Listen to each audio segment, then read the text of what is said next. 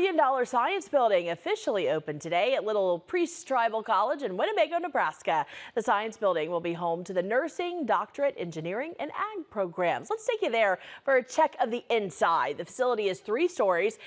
12,500 square feet. Yeah, it's a huge building there. And there are now 2 science labs on the 3rd floor, 3 classrooms on the 2nd floor, and a new student lounge on the 1st floor. A couple of the labs and classrooms have cameras that will be utilized for Zoom classes, just to provide an additional resource to those online students. There are conference rooms with surround sound and extra security to ensure the safety of all staff and students. The new facility is 3 years in the making. There was a denial, I would say, that he's been talking about it, but it's not going to happen. But now it's done, and there's a sense of that achievement is kicking in, and the whole community is behind us. The Little Priest Tribal College president hopes the new features will help increase student population.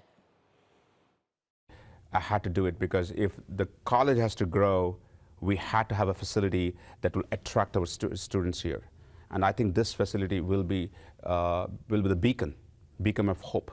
Is a beacon of, for the success of the future, and the Winnebago community deserves it. So. And he says the facility was intentionally built to have a nice view from the 3rd floor.